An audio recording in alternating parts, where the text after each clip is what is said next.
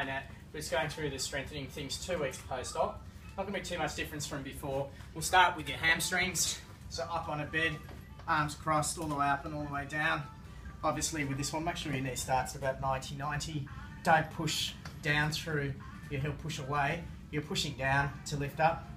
As you go through and do this, if you want to increase the difficulty, put a hand weight on here. Or also, when you're doing it, obviously arms out, it's easier. Hands in this position, it's a lot easier. It's a lot more difficult to do. If you want to make it even a bit more difficult later on, not yet, but you can just do some pace drop down exercises. Hamstring 2, using a Swiss ball. Breathe, so let's get you in this position. 2-legged, like so. As you get better, 1-legged. As you get better, just keep your elbows down. 1-legged, elbows down, which just makes it a bit more difficult again. 50 reps of each of those. Or continue to use up against the wall. And we're going to get you to stand on your bad leg. Lifting your good leg up against the wall. If I pop my tummy, flatten my lower back, 5 reps. Roll the ball backwards, not so forward. Tends to turn this on. And you'll do 5 reps and then a little squat down just to take some pressure off. And we do a 2-minute split of this. Next exercise, we will go through and do your 3 glute exercises. Using, probably you'll be fine now to use the blue band, which is this one. You may need to pick it up from me. Your front way walking. Notice here my hips are not moving, staying forward. Wet trousers on, lifting your legs 2 minutes forwards back, 2 minutes sideways walking, and then stand on your bad leg, 2 minutes in a speed skating for your foot that's low down. Sorry, this one's 100 repetitions. I'm happy for you to do a reverse squat, backwards.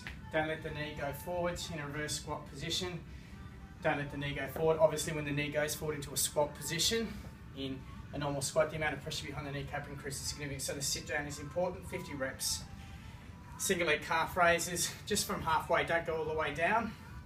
2 sets to failure is what we're after in this position, like so. And then also we can get you to do it in a bent knee position for the soleus, 2 sets to failure. I'd like you to try and get onto a leg press, it's still useful. 2 minutes. This one we tend to 45 degrees, hold it for a second, 30 degrees, hold it for a second. Full extension, don't flick it but squeeze, hold it for a second, 30 degrees, hold it for a second, 45 degrees, hold it for a second, and you'll go through that cycle for 2 minutes. I'm doing 36 kg, but you should be up to about 47, 48. Balance. 2 exercises, 12 o'clock, 1 o'clock, 12 o'clock, 11 o'clock. Notice my knees not completely straight. You do that for 2 minutes. 2 minutes standing on one leg into this position and around the other way. Do a little throw and we go back around the other way, 5 reps. And then just up in this position, 5. My advice at the beginning is that we don't do too many lunges or squats, mainly because of the high increased likelihood of patellofemoral pain and also just irritating the chondral surface, especially after the second stage revision.